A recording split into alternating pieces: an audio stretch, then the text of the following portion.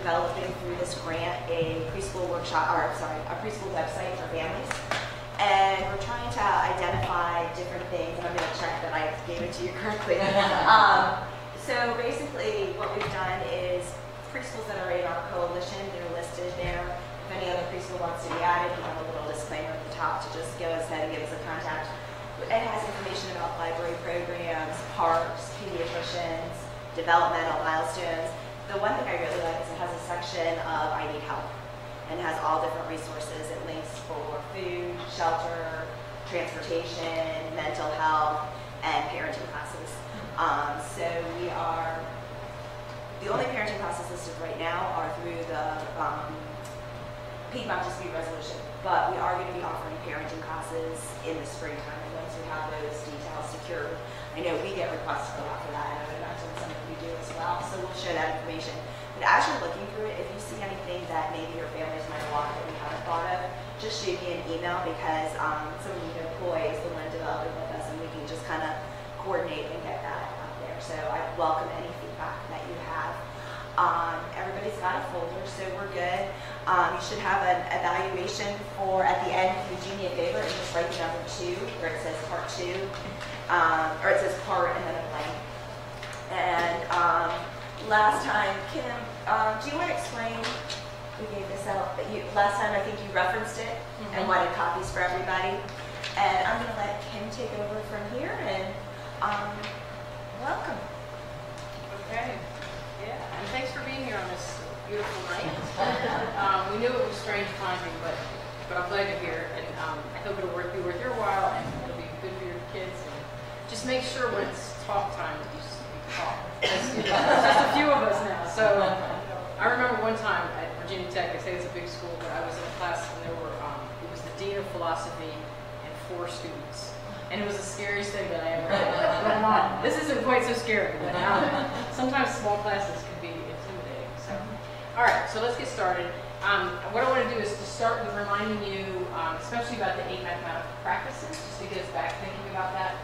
And I would love, if anybody, if you guys had any number, mathy kind of experiences with kids between last time and this time that relate to anything we're doing, or if anybody tried that. Did anybody try the hiding activities that we did last time, or anything else that we tried last time with kids? I tried the leaving the room and seeing if they could. How'd that go?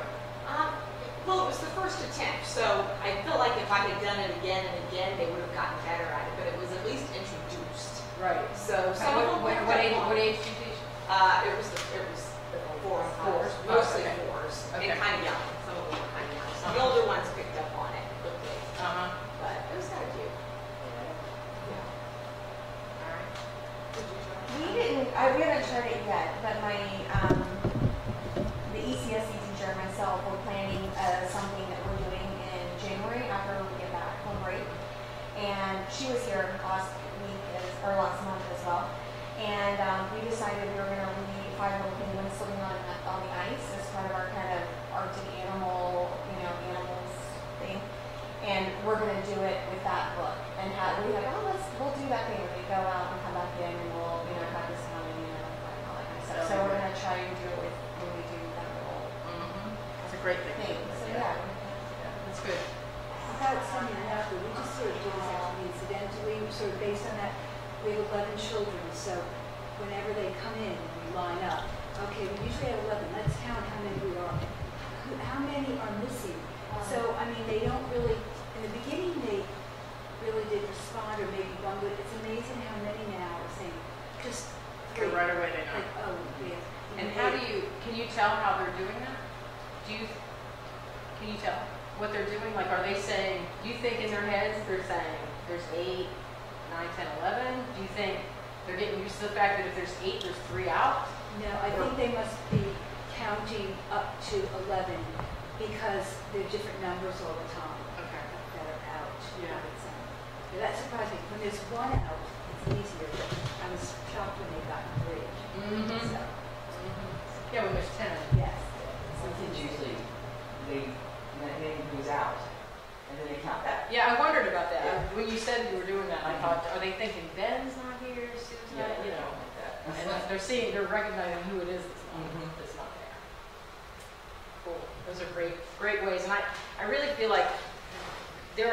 activities that we can plan and we can do, but I think a lot of the number work just happens kind of as you go with preschoolers, you know, as you're going through your day.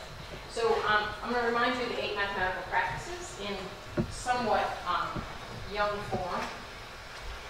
The first one is I can solve problems without giving up. We have a whole idea of perseverance, and we'll see a very great example of that today. I can think about numbers in many ways. So even the way we were just talking, like how to get from 8 to 11, just thinking about it in all those different ways, and maybe even having it, even saying to somebody, how did you know that? So you start to hear what's going on in their heads. I can explain my thinking and try to understand others. It's important that they're talking about how they're thinking. I can show my work in many ways. That it may not be just verbally, it may not just be on paper, but it might be with blocks, or you know, it might be with some kind of manipulative that they can move around. Hello. I can use math tools and tell why I chose them. So that's the idea that, you know, you have sort of some things put out for them to think about a number, and they choose it themselves. You don't always give that to them, but they decide to use a certain tool to think about something. I can work carefully and check my work. That's the idea of precision. We do want accuracy at the end of the day. I can use what I know to solve new problems. So can they take that thing? You know, if you're doing that all the time, and then you all of a sudden transfer it to something else, you know, like the penguin story or something like that, would it transfer? You know, to a new context.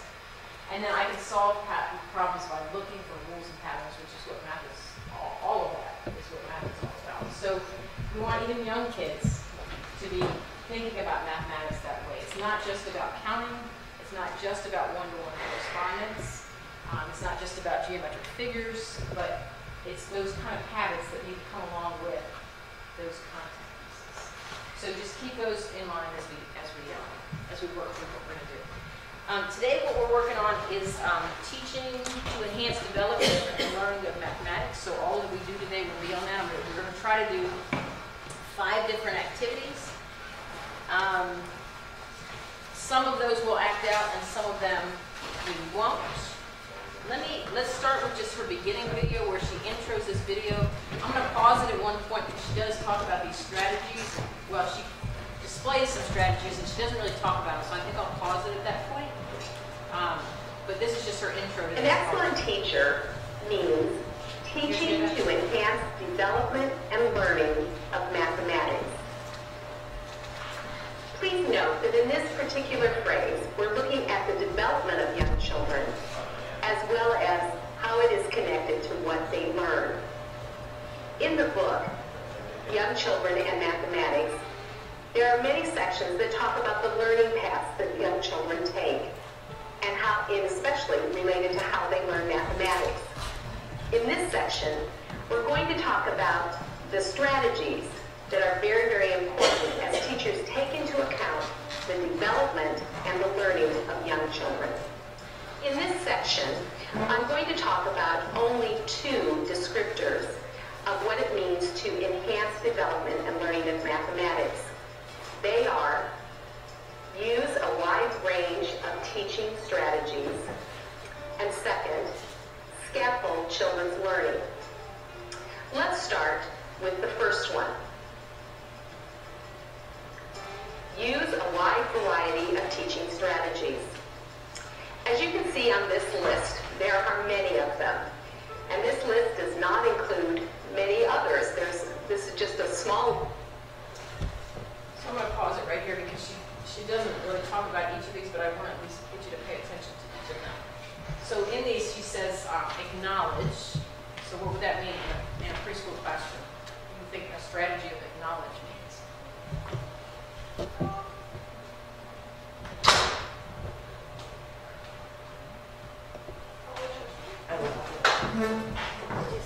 I know what I think, but Decide on a problem you're going to address. decide on the problem you're going to address. So you're just starting with, you're acknowledging that we need a problem to start with. Well, right? yeah, or see Yeah. if there's a problem that you want to know. I wondered, and she may talk about this during one of the videos, but I wondered also if it meant that you acknowledge what the kid said. So the kid says something, and you pay attention to that something, and you draw attention to it. You don't just kind gloss over it, but you actually pay attention to it, draw it out. That's what I believe that means. I hope we shall talk about that in one of the videos. The second one is encourage persistence and effort. We've already talked about that. Give specific feedback. And I would say give specific feedback without giving the answer, without giving the solution, but just giving, perhaps it probably says questions later, but giving a prompt that kind of moves them forward without telling them. If we can start doing that with preschoolers, that would be excellent. And then you as a teacher model behaviors, attitudes, and ways of approaching problems. See some of that in the videos we watched today. Demonstrate when appropriate. So that's, and I believe it says when appropriate. This is true K-12. I like to say beyond, but also pre-K. Sometimes, if you demonstrate the thing, they're just going to do what you do. They're just going to follow your thinking. And they're not necessarily going to think on their own. So when it says demonstrate when appropriate, don't circumvent their own thinking, right? We want kids to be thinking on their own, using their own brains to solve problems. And so if it's that kind of thing, then hold back. If you show it, it's the teacher's way and they think that's perfect, right? Because you're the expert in the room. We want them to start believing that they're the experts too, and their procedures are valid. And that's really hard for us because as teachers, we just want to fix everything and we want to show them the right way to do things. But in mathematics, a lot of times there's not a way, but there's many ways to solve problems. So demonstrate when appropriate. And then create or add challenge or reduce the challenge. So that's some of that scaffolding that she mentioned. Some of our kids are beyond, like you said, with your older kids, they caught on quickly. So what do you do for them to make sure they're also thinking? Without giving them extra work, how can you make sure that they're still challenged? Yet at the same time, somebody who's it's too abstract for, what are some things we can do to make it attainable for those children? So in both directions, think about how you can work to challenge or reduce that challenge. And then asking questions is always good. Rather than just answering, but asking them questions. Giving assistance as appropriate. But being careful not to do for them. Providing information, if they don't have the whole gist of the whole problem, giving them more information to help them solve, and then giving clear directions is always important. So she says she calls there's a wide variety of teaching strategies. I'm sure you have others that you also use. Actually, of all the possible strategies. The key phrase in this idea is a variety of teaching strategies. I don't think I have ever taught a lesson or worked with young children using only one. In fact, I need lots of them to be able to really facilitate the learning and development of young children. On this slide, you see many different possible teaching strategies. This list is not conclusive. In fact, there's many, many others that are not included here. But they just give you an idea of the variety that are involved when we think about the teaching strategies that work best for young children. If you notice, many of these are very teacher-guided strategies. Strategies in which you see the teacher as being the one who is guiding the learning. In others, what you will see is that the child is really guiding the learning. And there are ones where the child is really the person in charge of what's happening. I think about this idea and think about my past experience in learning and how to teach young children.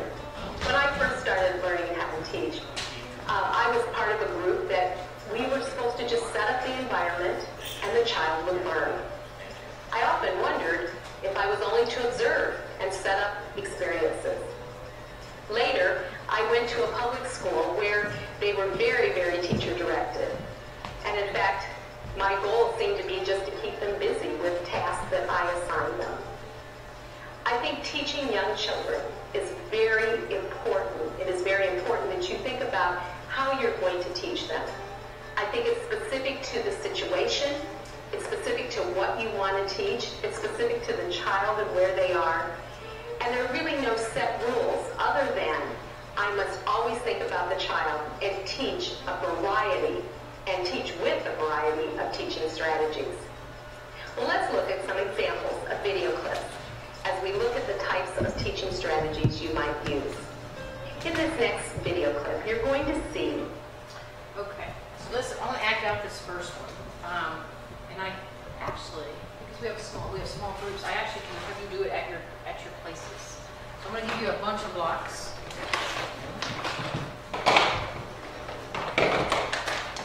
I know these are teeny blocks. I'm sure you have bigger blocks in your classroom.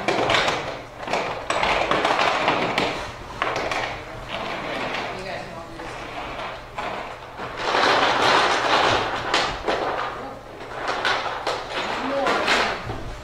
I'll give you each a die, each group. So what we're going to do in this one is we're going to build 2 towers. And I'm going to start the 2 towers. This is going to be 1 tower. I'll make that one the 2nd tower for you guys. And we'll make this one the 1st tower. That one the 2nd tower. Okay, so what you do when it's your turn is you roll a die, and then you decide, you look at that number, you figure out how many blocks you're going to add to the tower, and then you pick 3 blocks, and you add them to one tower or to the other tower. Okay? So you got to pick one tower or the other. You can't start a new tower. And you're just going to roll the die. I was thinking for young kids, I think I would change the die to just be 1, 2, and 3. Like I would make 4, 5, and 6, 1, 2s, and 3s. Does that make sense?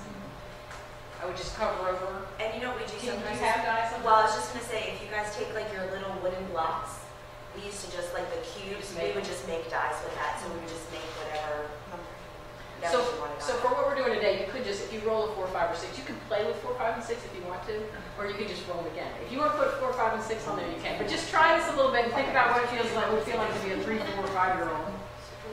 Try to. You can't divide. So you put them on one or the other. One or the other. And if they fall down, you'll see. I love what she does here, but she teaches them before they even start that if the tower falls, you just say, oh well. I mean, she actually teaches them that response so that I'm sure you have similar things in your classroom because, kids get a little upset when things don't work out. So go ahead and play just play for a minute or so. Just roll a die. Pretend like you're 4. You go first. Any blocks? Be any blocks you want.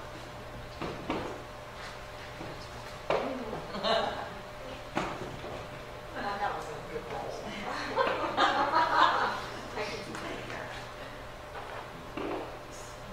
That's good.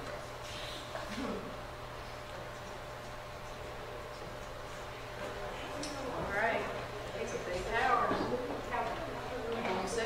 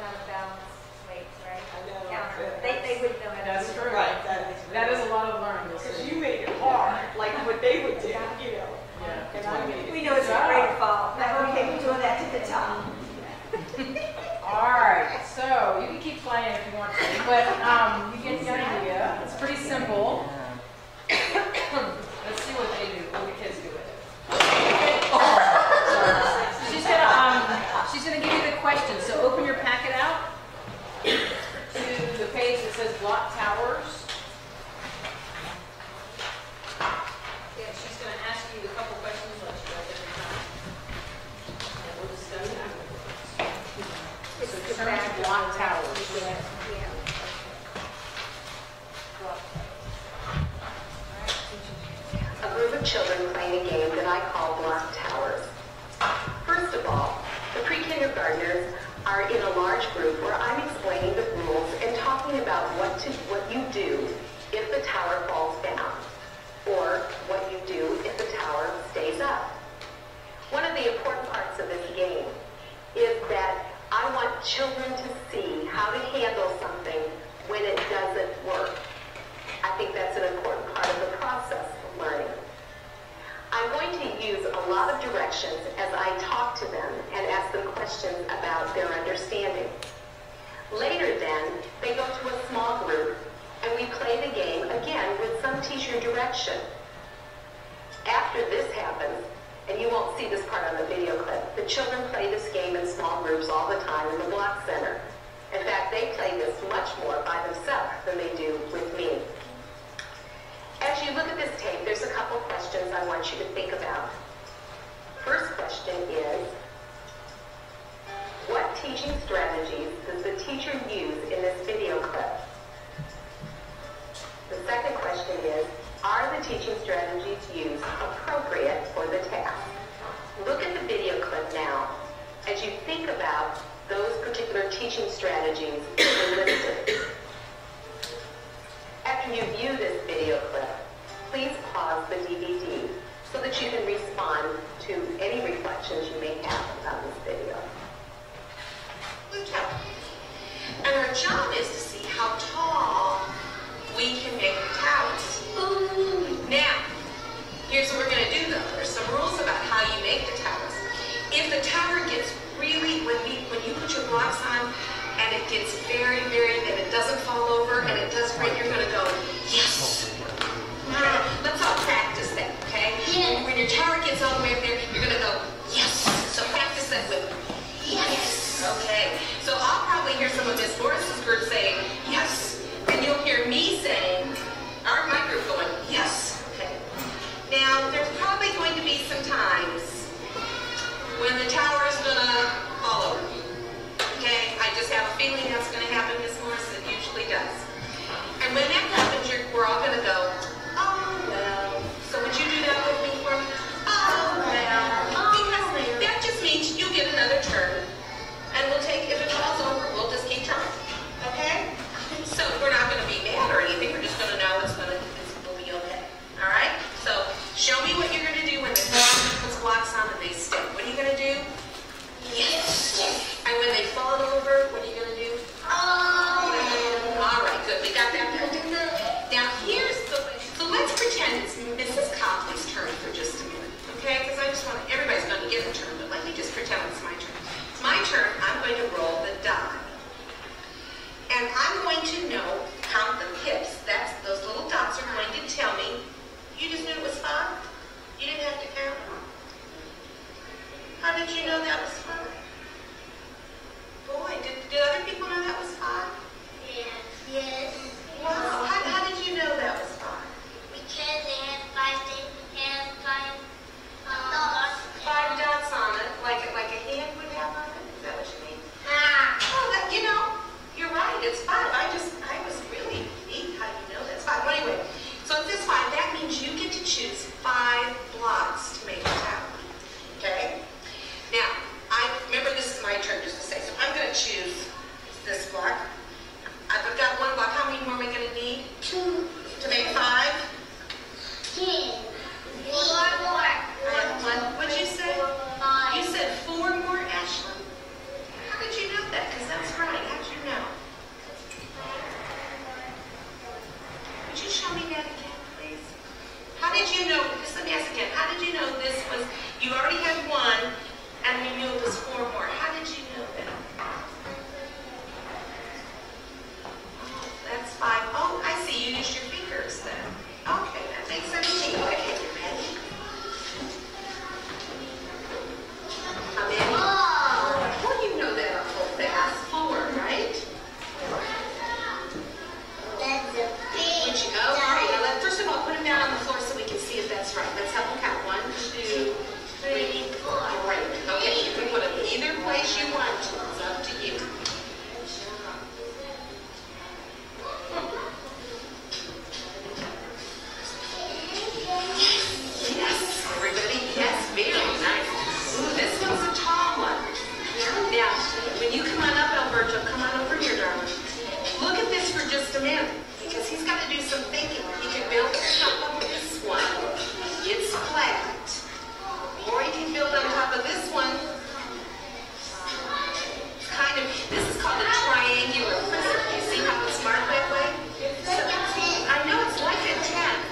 Remember, Alberta, you can take one off if you want before you keep it.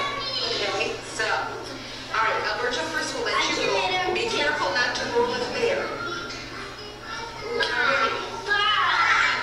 You know what, it's fine. My goodness, you guys are fast. Let's see if Alberta gets that fun.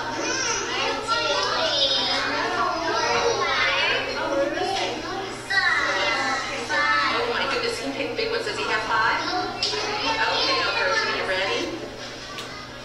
Where's he gonna put them? You remember you can take one off the top if you want. Okay, all right.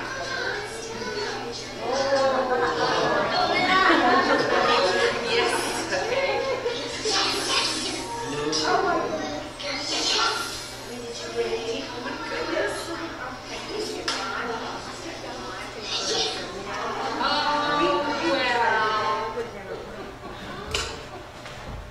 All right, so think about what she was doing with the students and write your answers to those questions. So I'll give you a couple minutes to write your own answers and then we'll talk about it. What teaching strategies does she use? You don't have to name them officially, just what kind of things was she doing that helped them move forward? And are they appropriate for that test?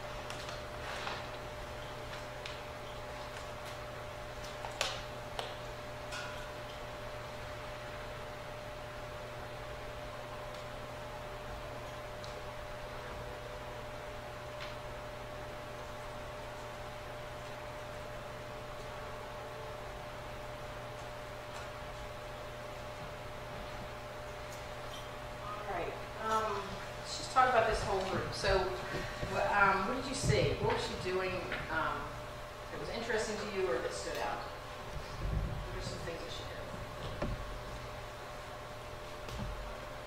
I think where she gave clear instructions to them when she modeled or talked about how the reaction should be. So she did the positive first. Yes. And then Right. I thought it was good for her to have both of those responses. And I have used that with the 2.5-year-old that stays at my house. And it really does help, because we just say, try again. It's all right, try again. She also used the how do you know question. Mm-hmm. And they quickly, it wasn't that they've just seen that 5 on that die so many times that they just know it. It was interesting that the boy raised his hand and put up his 5 fingers, as if that was connected. that was good because it taught the other children, oh, that's how you can do that. And For those that maybe didn't know. Right. And the other girl who, when she asked about the 4, how many more, she did the 5 and then she said, take away the 1, going back to 1. That was it. What else did she do? What else did you see her do? Modeling, when she first said this book of issue on the roll die, and then count how many people. She said she modeled how they would do a task. And that's pretty simple, right? She engaged everybody in the way, make sure they're right. Yeah. It wasn't just that kid's turn, and everybody else zoned out, but they were involved. And she also engaged them, I think, with the thumbs, with the, Yes. good job, and they were all paying attention to see if it worked. So they were all. it's interesting that she said that the kids play it on their own. It's a pretty simple game, so it carries on. And they're doing that good counting all the time. And I heard this group talking about they're adults, so they kind of know how to balance.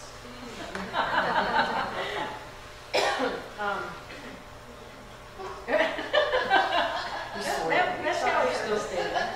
Did anybody see anything else? Any other strategies that she used?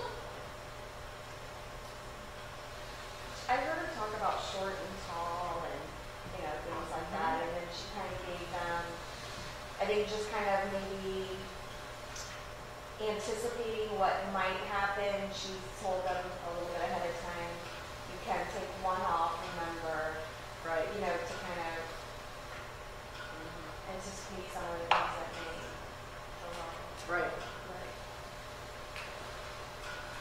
And I guess that really helps if you have two of those pointy top towers. There's nothing you can do about that.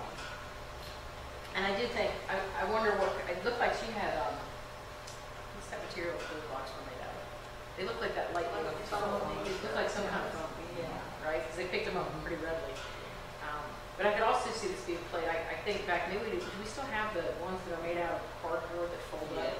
Do those still exist in preschool rooms? Yeah, right? I think it would be fun to play with that. Because you get some kind of high towers, I think. Maybe they could reach up there and put those up top. And did you feel like what she was doing was appropriate for the task? Anybody see any disconnects? She might. I didn't really see anything that wasn't appropriate. The interesting thing about what you said, I don't have you guys with name tags out today, but Wendy said, is that she said the short tall thing. So I do think for some of these activities, we may initially think it's just about this kind of math concept. But really, if we think it through and we sit down with teachers and talk about it, there's a lot of things that can come together in the lesson. It doesn't have to be just about counting, just about learning how to build with different kind of shapes. But there might be other things that we can get across at the same time if we pay attention to that. So let's see what she says about that lesson. Her own critique of herself, which is always good to do. It's a reflection.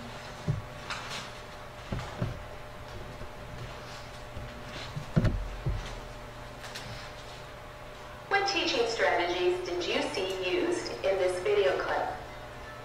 Well, I hope you saw several. First of all, I modeled attitudes and behaviors that I wanted children to use as they played this game. Did you notice the yes when they were able to build the tower, or the oh well when one of the blocks fell down? That was a very important part of this lesson from my perspective.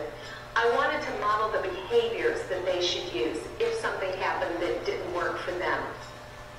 A second thing I did in this particular tape was I asked quite a few questions. You heard me talking about which blocks should I use, how many should I put in, and those kinds of questions that would get at the ideas of number and operations, even though this was a geometry task. A third strategy I used was I gave directions with meaning and modeling. I really wanted them to not only see the directions, but I wanted them to hear the directions. And then I wanted them to show me that they understood the directions by modeling those behaviors. The second question said, are the teaching strategies used appropriate for the task? I want you to know that the children were used to the dice and domino patterns when they were throwing the die. I purposely planned that activity because I knew they had those experiences. Did you notice when I threw the die and I asked how many more would be needed? Did you notice the many different answers that I received? And the child that said, it's 4, and you needed 1 more. Could you see how that worked? Again, the child was using experiences that they had before to play this game, and that was important. A second point was that I gave specific directions that were teacher-guided. While you did not see the child-guided activities nearly as much, I purposely this time had to give a lot of teacher directions because it was the first time they played the game. Later on in the small group, they were able to play it, again modeling using my directions. But then as they, later on, which you did not see, but later on they were able to really play the game a lot using just their directions.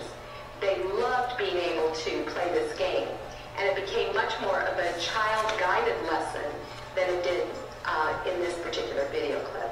Let me give just a few reflections on this particular tape. One thing I noticed as I did this tape was I wished very much that I had used more formal geometry vocabulary. The child, when we were picking up some of the blocks, and they said, oh, I want that block, the one that looks like a box, or the one that looks like a roof on a house. I would like to have been able to say, oh, that would be called a triangular prism, or a rectangular prism. It looks like a box, but I call it a rectangular prism. I think using correct geometry vocabulary is very important, and I like to use it in context of what the children are doing. I wish I had done that a little bit more. But I do really like many of the other things that I did in this. I felt like the modeling that went on made a whole lot of sense for the young children, and they were able to play this game successfully. The second tape we'll look at has to do with, again, geometry concepts. Okay, in this one, I don't have she has a larger cube. We have these little ones. You guys probably have better cubes in your classroom that are bigger. But what she tries to do is she tries to count the faces.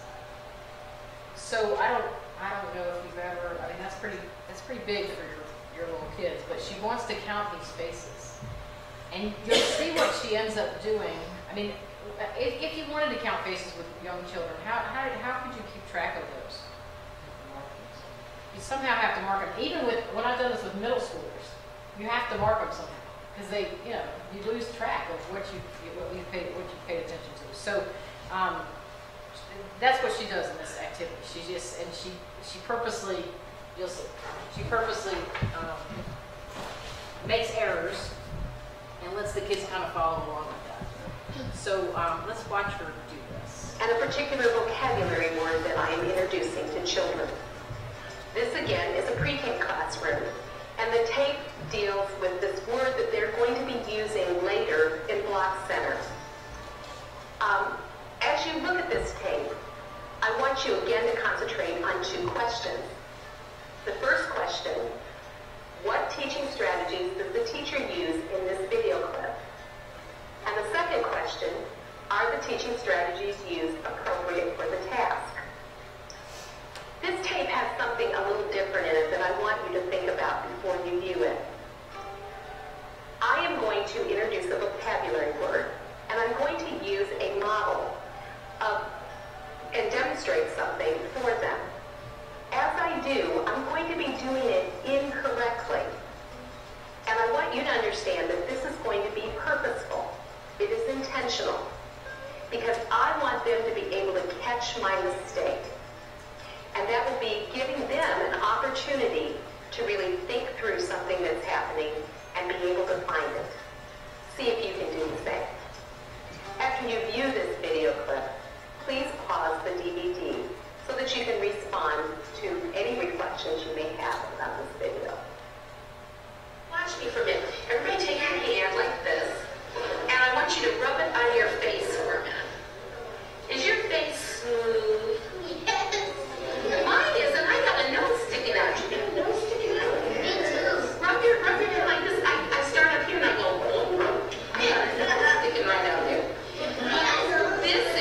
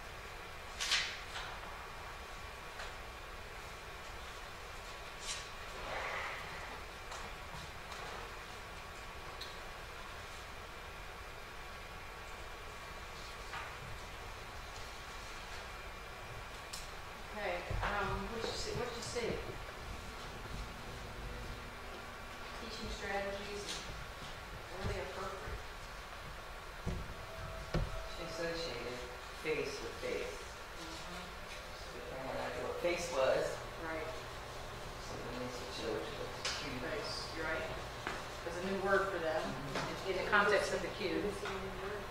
So she related it to that. It's a prediction, because she asked them for a prediction of She the did. faces she thought was on. And those predictions were interesting. I mean, I can easily see, I heard 3, right? And 3 is kind of makes sense to me because you can, when you're looking at this, you can kind of see 3 at a time in a way, right? And then some said 4. So I thought that was interesting. I don't know if anybody, did you say, I don't know if anybody said 5 or 6. What else? What else did she do? Use this whole concept of error as a mistake, which would give them confidence. They love to catch you. Right. Right. Whether you intend for them to or not. Right. So it was amazing that then it made them become confident in control and using their thought processes to figure out a solution in a very creative way. In a creative way, yeah. So to intentionally err. I mean, I've made a lot of mistakes with that for other people, but usually they're not intentional. But for her, I mean, it's a very common mistake. So for her to model that from a teacher's perspective, especially in light of what I said before, which is when teachers say things, they assume the teacher knows what they're talking about and they're always correct. So for her to model that, I think is really good. With the previous one, I thought about when she was talking about with the previous state. Do you remember she called on the girl who knew there were 4 more left because she did 5 minus 1 or however she thought about it. She said she heard other answers. I didn't hear those other answers when we were listening to the tape, but she heard them. And sometimes I do think it's important with appropriate kids at appropriate times to call on students who have wrong answers. If you can build a place where errors are okay. So if she does, I mean, to me she's building a community where it's okay to make a mistake. If the adult in the room can make a mistake, then so can the children in the room. So if she's building that environment, then it makes it easier. I mean, honestly, in life we learn through our errors, right? I mean, I've learned a lot through my errors, and we learn through mistakes. And so if we can get students to understand that at a young age, I think that's a really good thing. So anybody see anything else that you want to mention?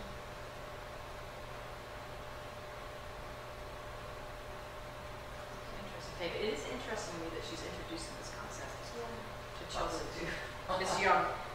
But what she might be getting at, I mean, she said they were going to use it in the block center. So I wondered if in some fashion they were going to talk about the shape of faces, different shapes. And so I thought this would be a good time. She talked about naming things correctly. So this one is called a cube, right? This one is called, she said it, but I'm going to hear it. It's a rectangular prism. It looks like a box, but it's really called a rectangular prism. This you would also call a rectangular prism because it has rectangles. Yeah, I wouldn't use it for young kids, but I'm just saying that because if you have kids that are thinking well, if you older 5-year-olds maybe as they get off to kindergarten, squares are also rectangles, right? But not all rectangles are squares. So it's just something to think about with this, but yeah. In class you have? Yes. With preschool? Very good. Very good. So squares are rectangles because they have 4 right angles. Rectangles are defined because they have 4 right angles. Squares have 4 right angles. Therefore, they are also rectangles. It's better to call them squares. It's more definitive. But you can call them also rectangles. They're also quadrilaterals, which means they have 4 sides. They're also parallelograms, which means they have 2 pairs of parallel sides, right? So squares are kind of everything. I should not leave out the other one, the one that drives me crazy with preschool, and that is they're also rhombuses, right? They're rhombi. Rhombi, we call them diamonds. Yeah. We call them diamonds, but those are really called rhombuses or rhombi. All preschool books that say diamond, like I tell Tyler, it's really called rhombus. And we can call it a diamond for this book, but it's really called a rhombus. Anyway. A rhombus is just defined as 4 equal sides. So it's like a squished square. Anyway, this is called, this shape, I know they're small, this shape is called a cylinder, right? It's a cylinder. And now, this one, even though it's flatter than the other one, is still rectangular prism, right? Okay, so when we get to this one, It has a triangle face here. It has a triangle face here. And it's joined by these 3 parallel sides. That's called a triangular prism. Right? So when you have 2 faces that are same, that are joined by parallel sides, those are prisms. 2 faces joined. Right? Those are prisms. In a way, we could call this a circular prism, if you want to go there.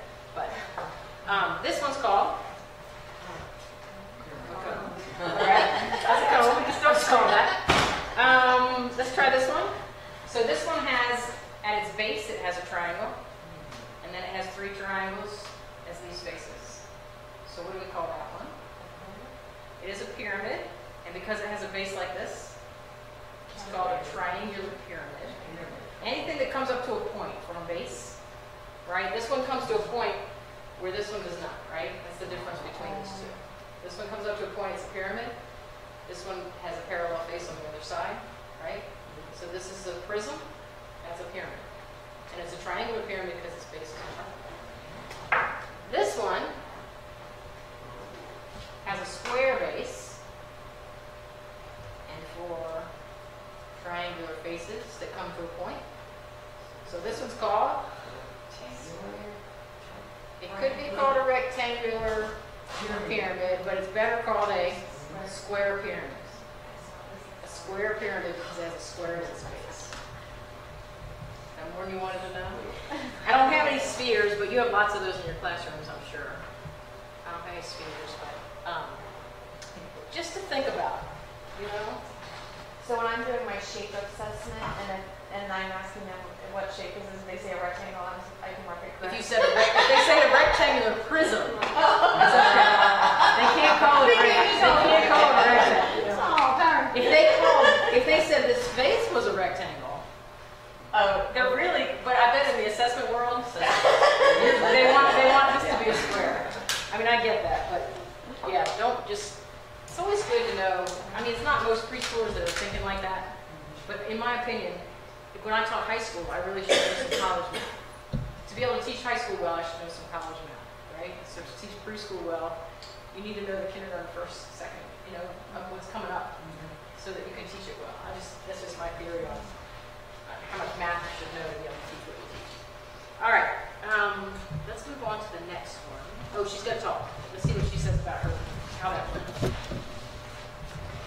and why she decided to do it that way.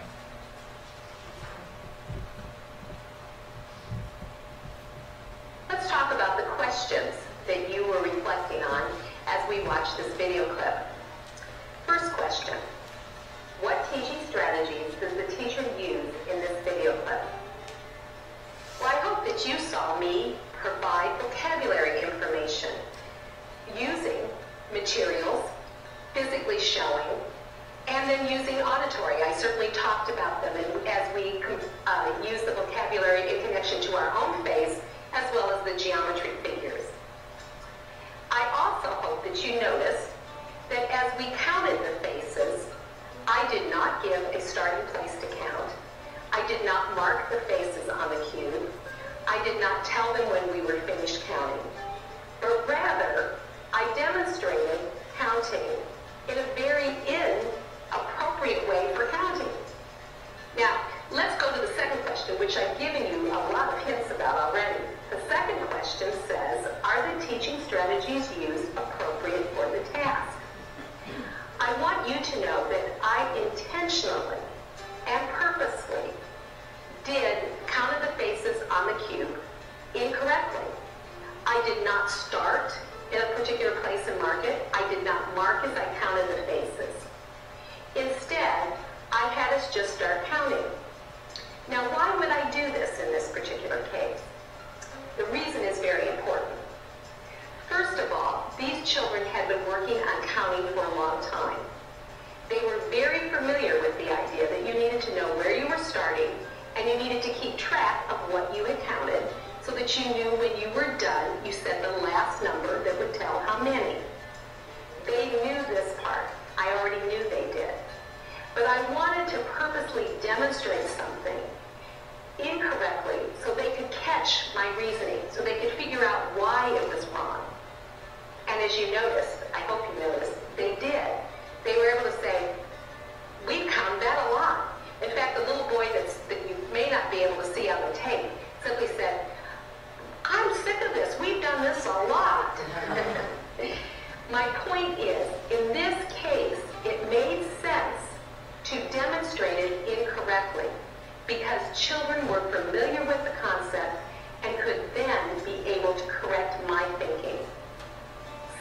times children will say to me, Mrs. Copley, you need a lot of help in thinking. And I love that, because what that means is they know they are able to catch mistakes and they are able to reason. In this case, that was very appropriate.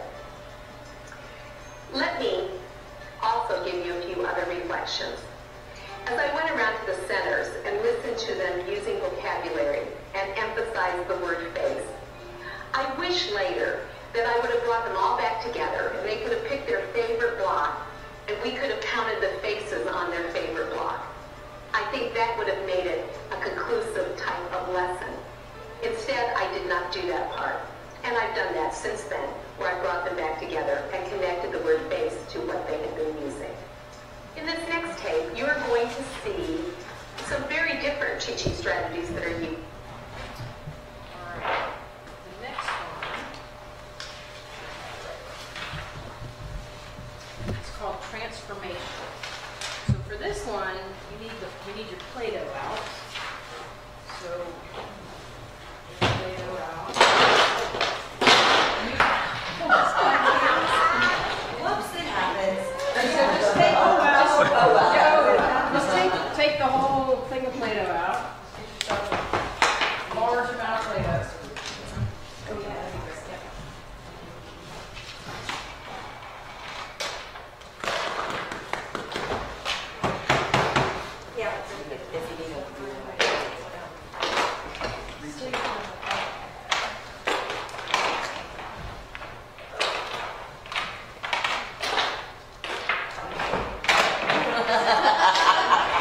That's my game. All right. So what she calls, I think she just calls this transform. I think she calls it transform. And so what she'll say is everybody has their thing of Play-Doh, and she says, okay, I want you to take that Play-Doh and I want you to make it best you can into this shape. So you're going to transform. It's almost like she's doing a full magic thing. But I want you to transform your Play-Doh into this shape.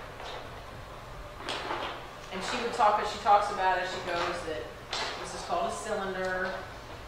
This face is a circle. It has a circle on both ends. And then you watch kids do different things to try to make that into a cylinder. And they're young, so you can imagine how some of it turns out. Those are good cylinders. Good work. Good work.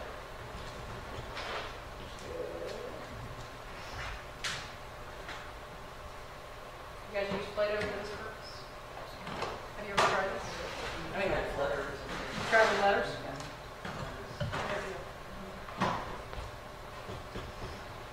Alright, and then we could talk about those. You did great. You did great. I'm trying to think about which one I should give you that might be hard. This is actually an interesting set of blocks that Kristen bought. It has some weird shapes on it.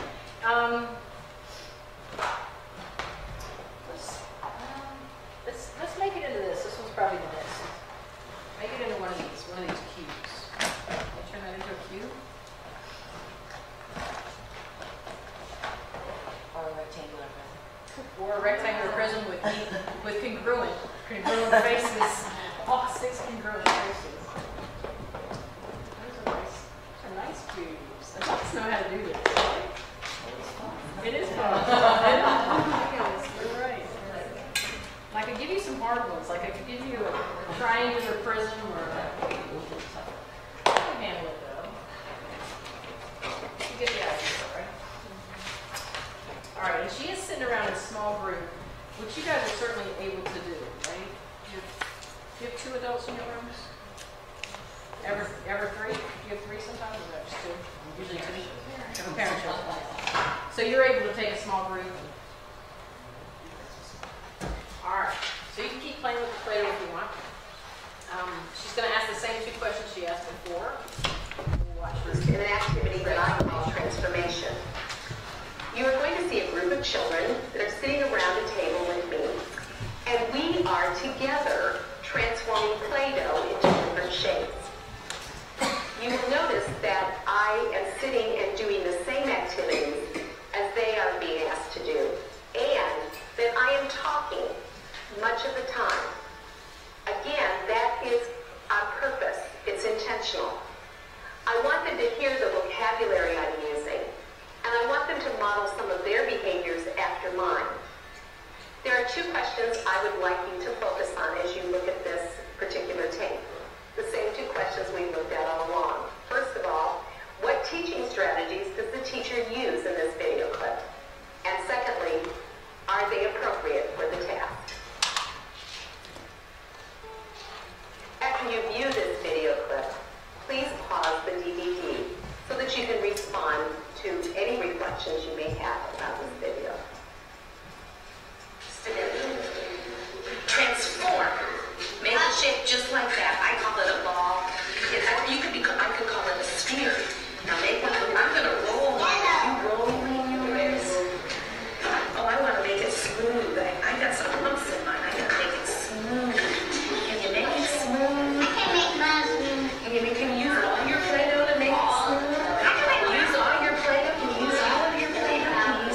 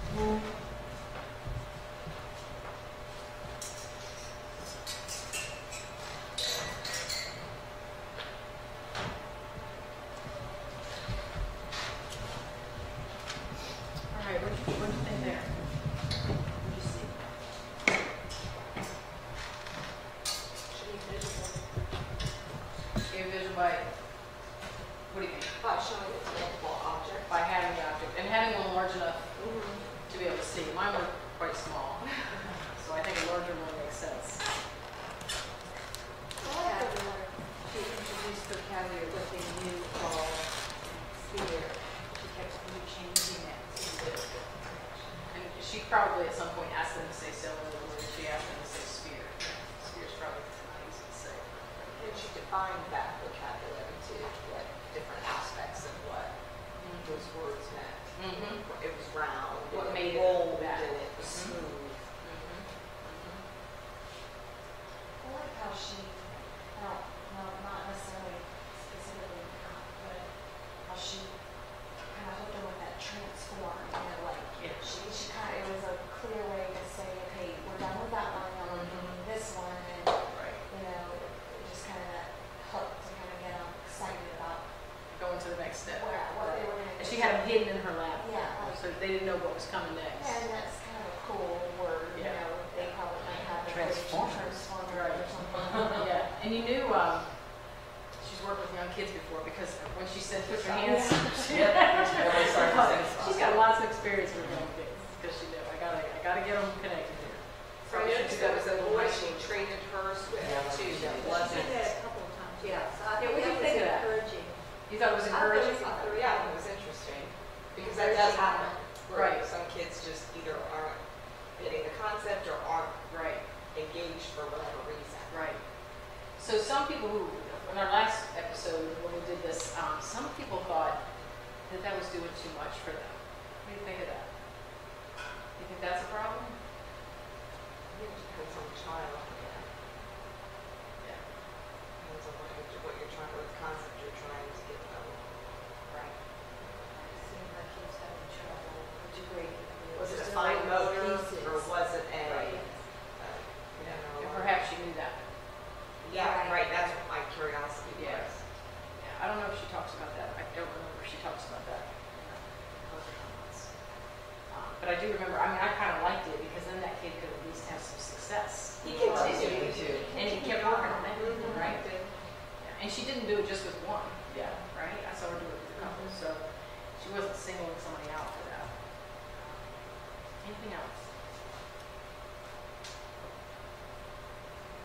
Yeah, fairly simple activity, but could go a long way. I mean, we could do different shapes at different times, and it could stretch to things. I mean, this is not totally related, but you were saying you made letters and things like that out of it. So, you know, if you could just do a lot of Play-Doh manipulation. Let's see what she says.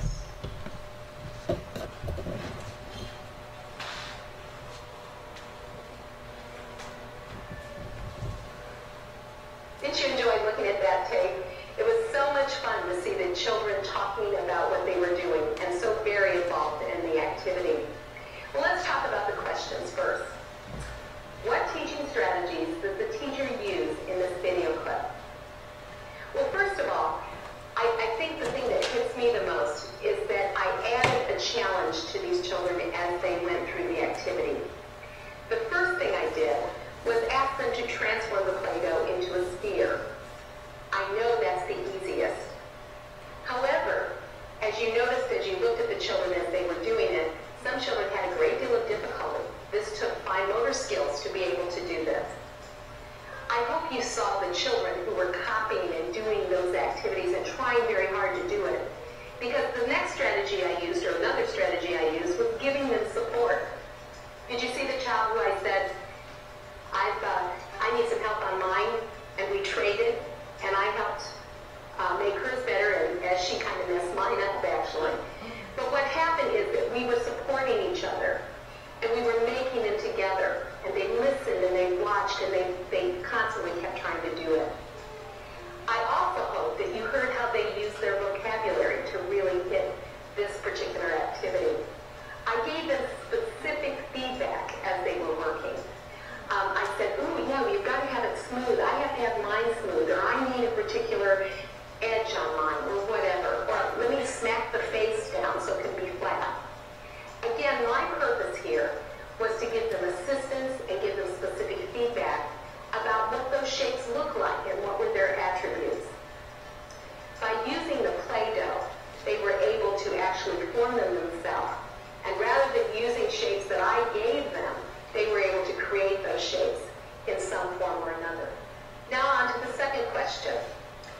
teaching strategies appropriate for the task? Well, the use of Play-Doh, to have children actually manipulate the Play-Doh, move the Play-Doh, so that it can look like the shapes that I was trying to talk about, is very important. Normally, when I taught this lesson, before I thought about Play-Doh, I would pass around the one shape I had, or maybe two shapes I had, and the children would touch a shape that somebody else had made if I had enough of them. Now I'm able to use the Play-Doh where they're able to actually create it themselves and feel it and touch it and know what's there. I think that's very appropriate to them. The second part that I think is so appropriate is the idea that I, as the teacher, talked out loud. I thought out loud. So as I was making them, I was saying, ooh, mine isn't smooth, or mine doesn't roll, or, oh, I need to make this part flat. You see, I was talking about what went on in my head. I hope you heard what the children did. They started talking out loud too. There was the one little boy who I put down the cylinder and said, transform this into the cylinder. He said, that looks like a pipe. And I was able to say, yes, it looks like a pipe, and I call it a cylinder. He again was taking what he knew, his experiences, and talking out loud as he made his shapes. I particularly love this tape because of the children's reactions. I hope you were able to hear their responses as well. This next tape involves a person that's very important to me. That's my grandson. But I think it illustrates a very important point as well. As a teacher, I often don't have time to really observe and watch every child. When it's your grandson, you are able to watch the child a lot. So I was able to catch my grandson playing with a group of blocks that he had never played with before. And even though he couldn't talk and verbalize, I think he shows a wonderful persistence and effort at trying to build a block tower that he wants to build. So this child is much younger than what you guys are working with, but I think what happens here is really important to talk about. As you watch this tape, I want you again to consider the same two questions. What strategies do I use? And the second part is, are the teaching strategies appropriate for the young child?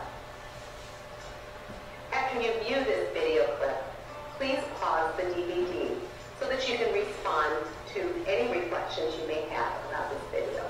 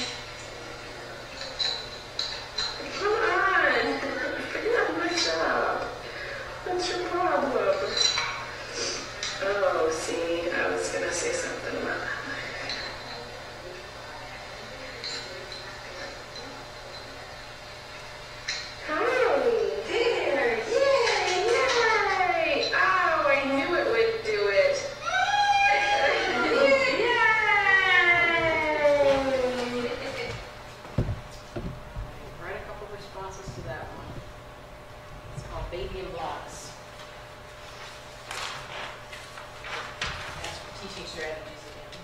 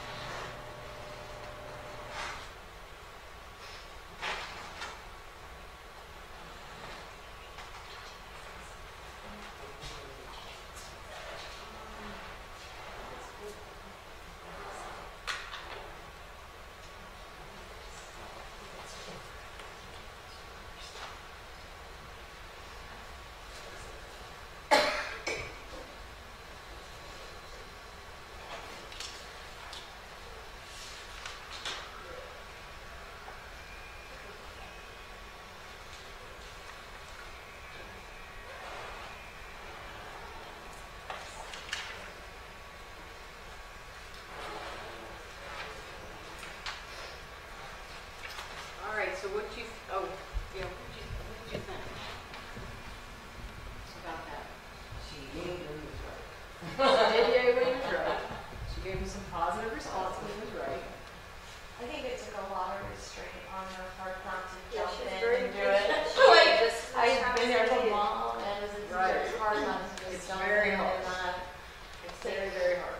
And this is a context with blocks, but I mean, I think it applies to lots of other things. I mean, she has a close relationship with this child, but I think it bothered me a little bit that she laughed a little too much. I'm like, you know, he might not like that, but they might have a relationship where she knew She was okay. he knew she was backing And him perhaps basically the away. camera picked it up more than, I mean, we heard, she was right at the camera, so perhaps the camera heard it more than you did, maybe. I mean, maybe that's just me. But it It's did feel, probably just me. it did feel a little funny. It's amazing when the kid never got frustrated. Yes. Yes, yes, that was yes, the thing. yes. And he's to stay there that long. Right. He's young. Yes, Right. to be so And young. that whole perseverance idea, it's just big, that's why, it's pretty amazing take on it. And how often, I mean, I can tell you just with this grandson that I have, how often he'll get frustrated, and it's already happening, but he gets frustrated with putting puzzle pieces in, and he'll already say, you do it. Because he knows I'll walk in there and just turn the thing into a fit. Because I haven't done what she did, which was hold back. It's a hard thing to do. Yeah. Yeah. It was a long time that he kept working and working without getting it. It was amazing. And so this couldn't have been his first experience with it, Right? right? I mean, He knew there was an end result that he wanted. It should be a simple. and then you wonder what through his little head when he finally said, oh, Yeah. the little white pieces. Mhm. And then, let me take that out. I think that'll fix it. You wonder what happened. Yeah, so the ability for her to hold back, I just think that's one of the best tapes I've ever seen at any age level of somebody who held back and didn't go over there and fix it. So just think about that when you're working with kids.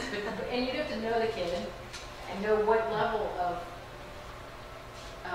frustration they can handle, right? So it's a measure, it's a balance there.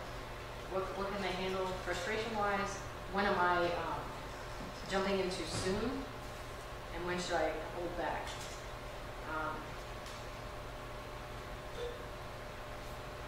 And I was just thinking, even with peers, you know, it's oftentimes I think the peer who comes in and solves it I think it's like my kids in my class right now.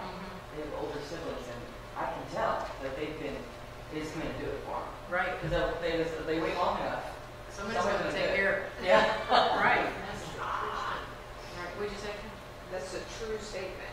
And there are many kids that will just give up very quickly and not do it because they are used to somebody just coming in and doing it. So I was thinking that when I was watching it, I thought, I wonder if he's that patient with a lot of things. Like, is that just in his nature Right. to be that patient, or whether that's a learned? Is that something she's done Yeah, I just to get because that's a strength for him for sure. It is. It is. And for her to be able to hold back. Every time I watch it, I think I'm going to do a little better. I'm going to do a little better, but it's not always easy. So, all right, let's see what Grandma says.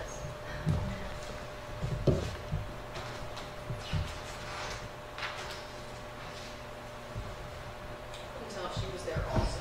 Couldn't tell if I heard her voice. The video clip that you just watched was very, very short compared to the actual event. The event actually took, the entire tape is actually 40 minutes. Oh. I wanted you just to see the beginning part and then the end part as well.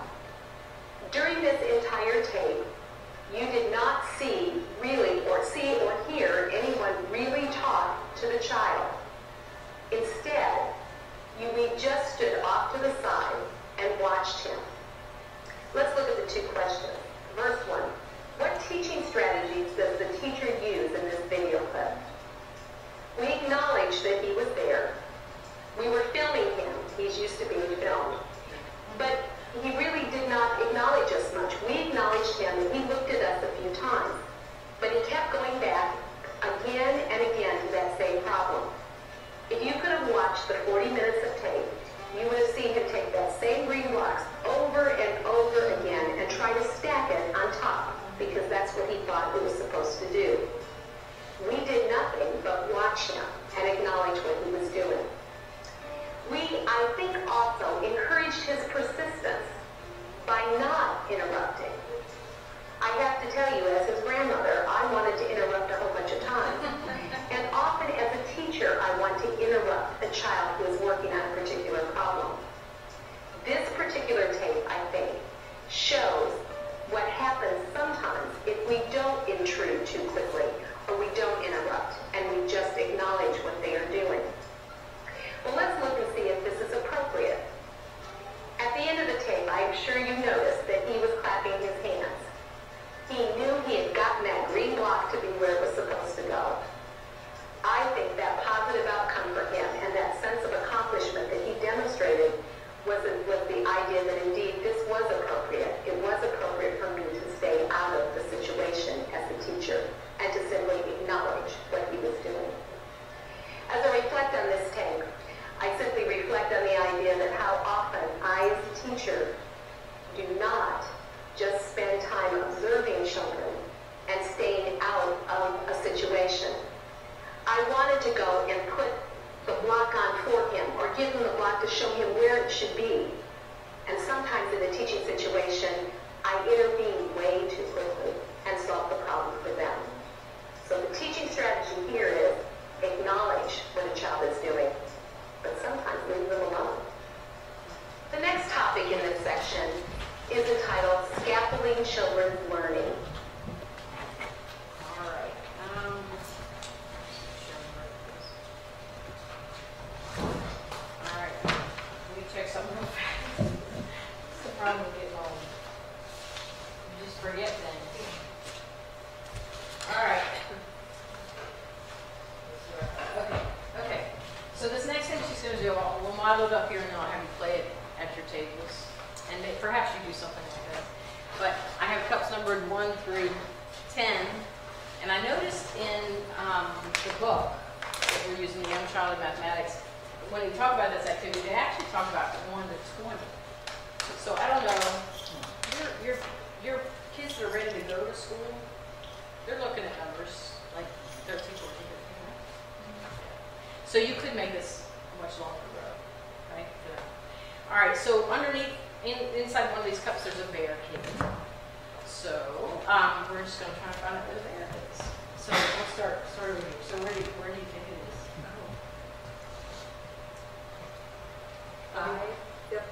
So I would normally have you come up and get 5, okay. but unless you, I mean, if you want to walk up here, but let's look under 5. No No bear. And then I think she turns them over. I don't know if I like that. It's in the 5s upside down. Maybe we should have put them in both ways. Yeah, on either side. Maybe so. Okay, so it's not under 5, but I will tell you that it is. It's a number that's bigger than 5. It's a number that's bigger than 5. So can we? 8. All right, 8.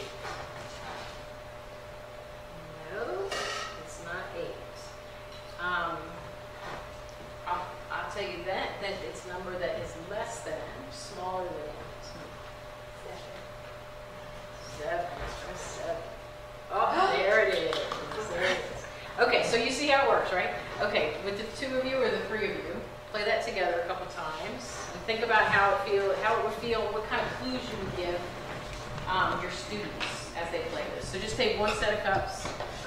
Somebody close their eyes. Close their eyes with somebody. One of you hides them.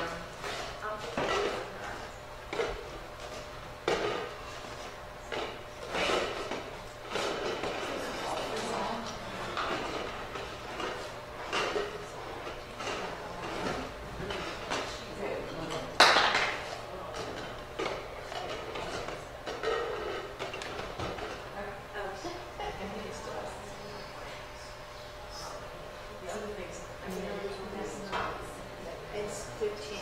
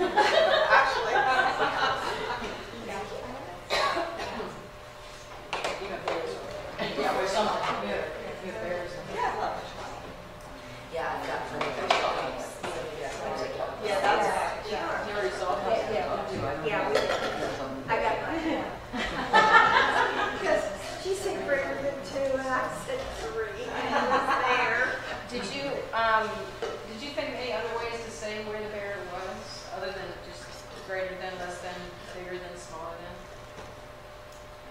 Did anybody use any other phrasing? But I mean, you could say two more, one less. That's a good way to do it. We play a game like this similar in my room, but we use enough. Like I just have another. Like I think I like this better. I'll be honest with you.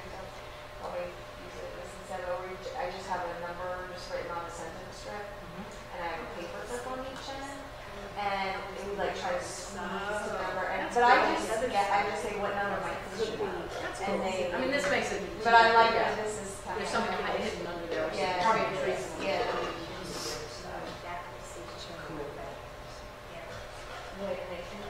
And do you think your kids could, you're talking about using this maybe tomorrow, do you think after a while, could they stretch to 15, stretch to 20? Probably not this particular. Not this particular group? Maybe later in the year. Yeah. Not yet, but Yeah, I'll be. These guys aren't moving. Are they moving to kindergarten next year? They're some. Somewhat. It's kind of mixed group. All right. Yeah, I haven't tried this. I haven't tried this with Tyler yet. I'm getting a big child. Not yet. All right, let's start for. Maybe try it with fewer cups. That's what I was thinking when I was driving over today. I was thinking if I just put 5 in, Yes. I think just have a fun time. Because I was thinking today, we did spend quite a bit of time playing hide and seek. Like, for us. Yeah. When I was hiding, he was seeking, and he was They always love hiding. hide and seek. Yeah, so we were doing that. And I was thinking how well that would transfer to this Yes, bear hide. So I'm gonna try it. We'll see what happens. All right, let's watch kids do this. This is such an important topic and such an important role of the teacher. There are many forms of scaffolding, or scaffolding takes many forms is another way to say it. Please look at this list as we talk about this particular topic. The first tape that illustrates scaffolding. The first tape that illustrates scaffolding is a tape. I'm sorry. Try to get boundaries. Old people should not try to use computers.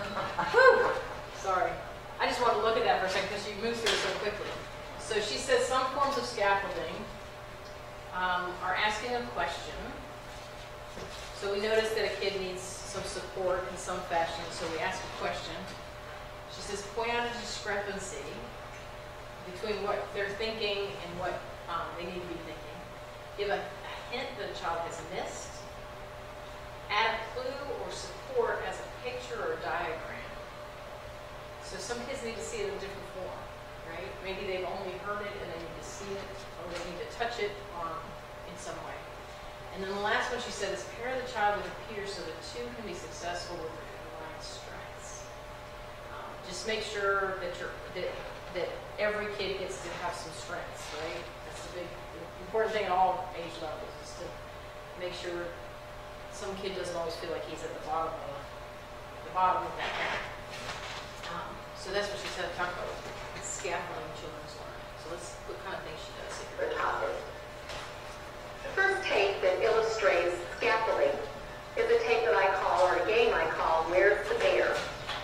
In this particular activity, I'm working with a small group of 4-year-olds, and this is the first time they have ever played this game.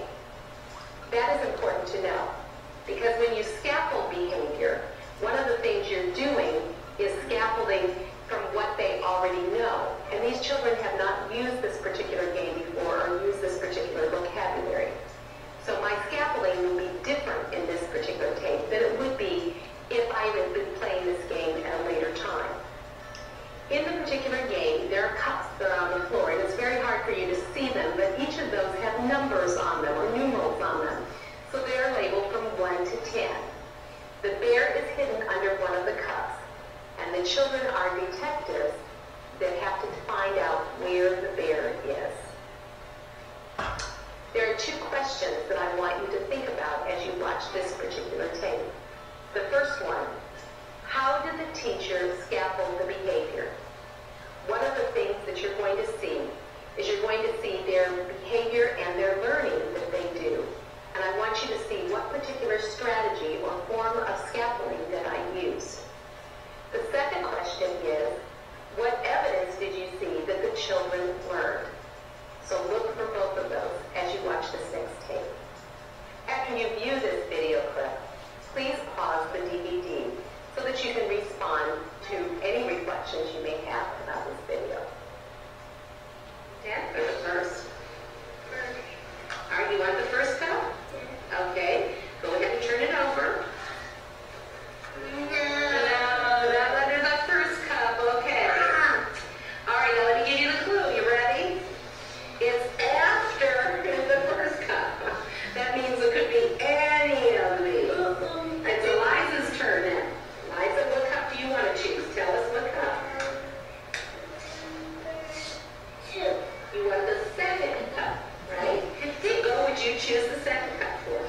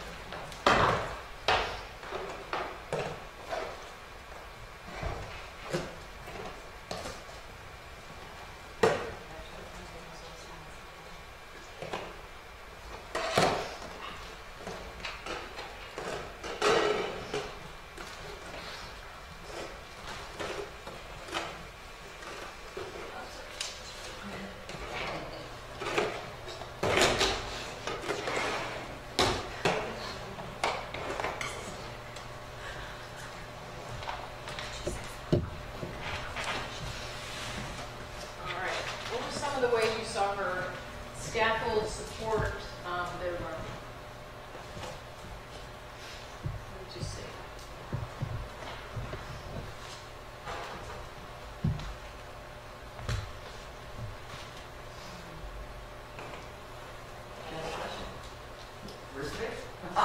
She asked that question at the beginning. She didn't really ask any in between this time. I don't know if there was room to do that. She used the number employees. I like that she echoed what they said and then added to it. She said, number 4, that's 4, or like basic 4, because maybe they didn't want to know. Right, and she made sure she brought the numbers out, right? Some of them, because it wouldn't necessarily be a number activity. If you just say between here and here, they're not necessarily thinking about the numbers at all, right? And so she brought those numbers out quite a bit to make it a numerical thing and not just a, it's between the, because you could play that without the numbers of the cups, right? It could just be the directional order. Right, and that's important too. That's important too. I liked her use of between.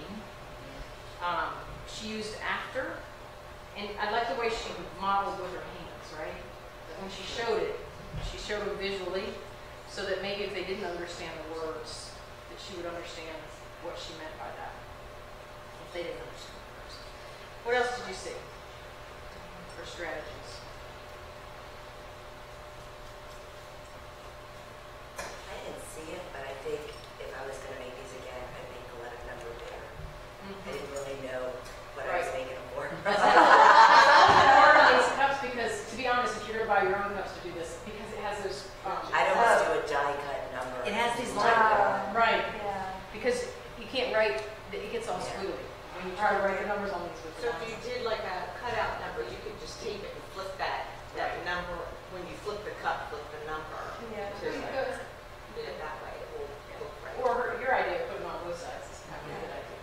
Right side up on one side, upside down, right? And so that when you flip the cup, it still says 1, 2, 3, 4, 5, 6, 7, 8, 9, 10. Did she have the numbers on the cups?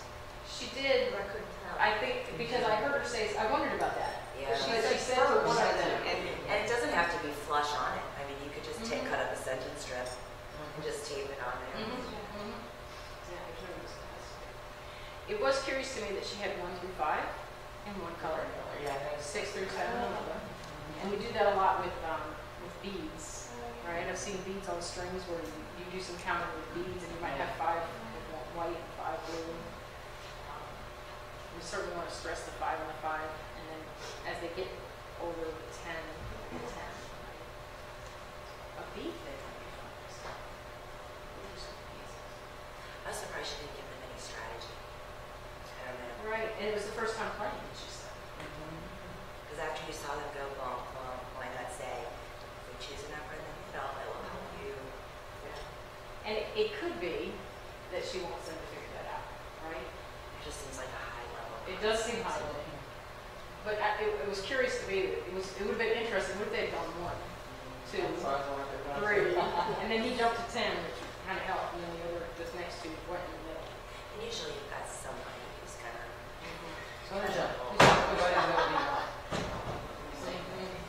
That's why we like to keep classes mixed up, not segregate groups out. I also noticed that she used first and second and third. I didn't talk about that when I introed it, but she did use use. They did it too. I mean, They did. They started the first I one. want the first one. I want the second one. Which I was surprised at. Mm-hmm. They were making that, yeah, that's Mhm. not bad. But your kids may surprise you, right?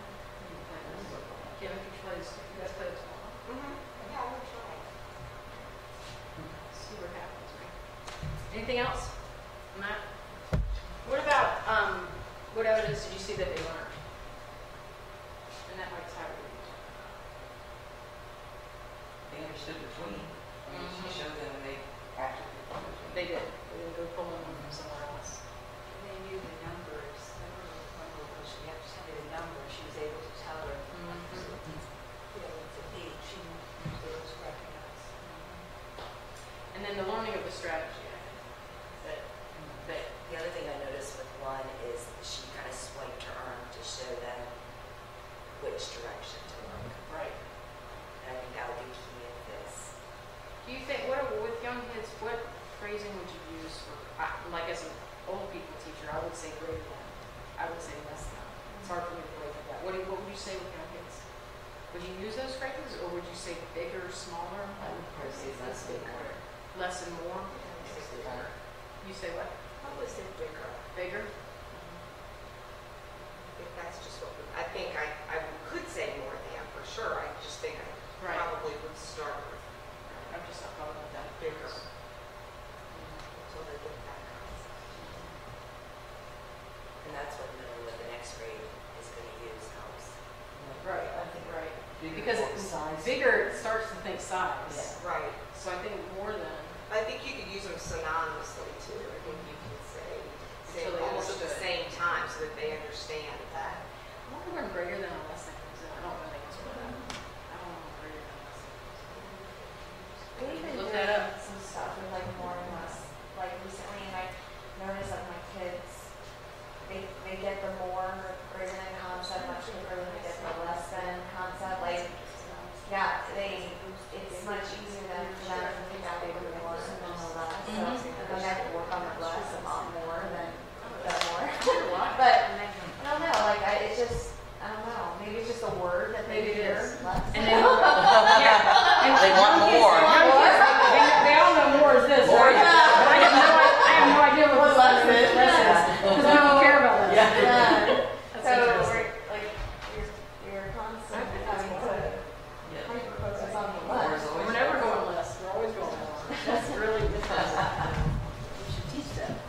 It's a good thing that you are. Let's see what she says.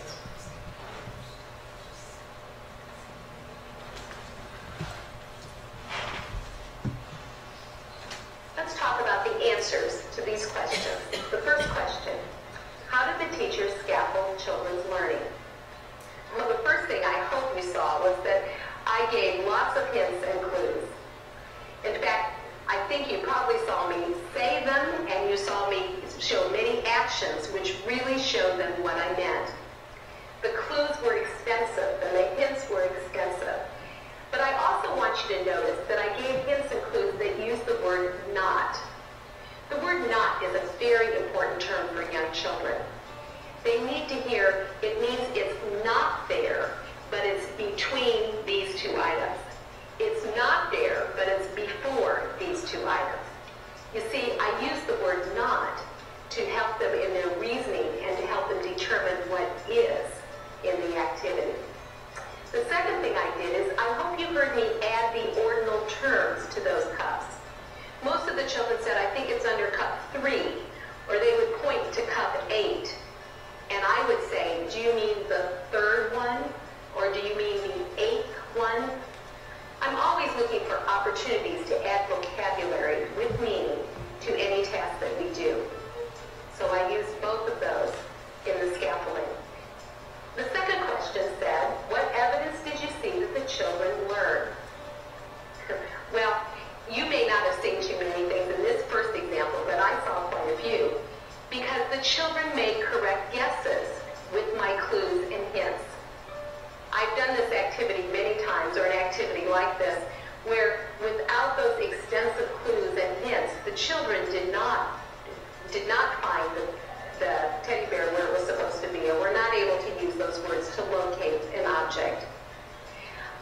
want you to know from my reflection on this activity many times later, the children started using the ordinal terms themselves. Instead of saying it's under cup 4, they would say it's under the 4th cup, Mrs. Copley. Or I did not have to use the physical demonstrations as many times as I did in this particular activity. In fact, as we play this out throughout the year, and it's one that they love to play, I found that they would just simply say, where is it? And I would say, it's before that, and they would just simply say, I think it's under the 3rd cup, or they would simply use the ordinal terms to do it. They learn from my clues. The context of this next video clip is the 1st grade classroom. It's very important that you know where this lesson takes. All right, so that's it for the night. Sorry I didn't get out earlier this morning, but We're in and out. I hope that just gives you a few more activities to try with kids and some more ways of thinking about number and shapes and things with your students. We are thinking, the next meeting we're supposed to have is January 31st, it's scheduled for right now, but I personally have major conflicts with that night and would love to do it the 24th. And so I think we're going to check out and try to move it maybe to the 24th, but Kristen will let you know that. Yeah, I'm just going to make sure that if there's availability and it's okay with St. James, and if so, I'll send an email out and we'll just adjust the registration. How do you determine whether? We follow FCPS. Oh, okay. And that's a good thing to put out when I send it out, so I will add that in there. So if Fauquier County Public Schools are closed, we're closed. Yeah, exactly. If evening activities are closed or after school, we're closed. And then if there's ever a question, just shoot me an email. I always have my email up, so I can just get right up.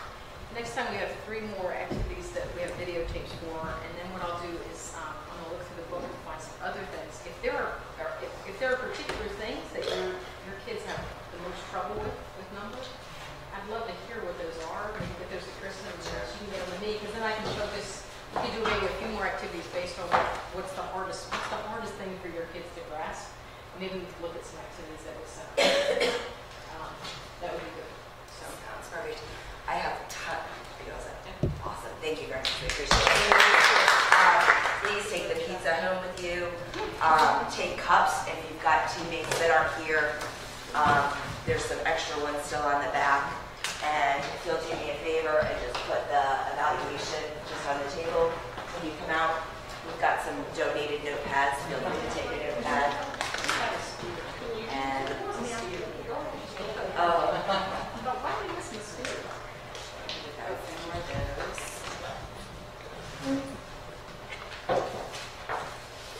Thanks for your good response tonight. We're in a small group, so yeah. oh, and take the Play-Doh too, please. Play-Doh and cup. 3rd session, even if they needed to miss this one. It is good to do the activities together. Yes. And to talk about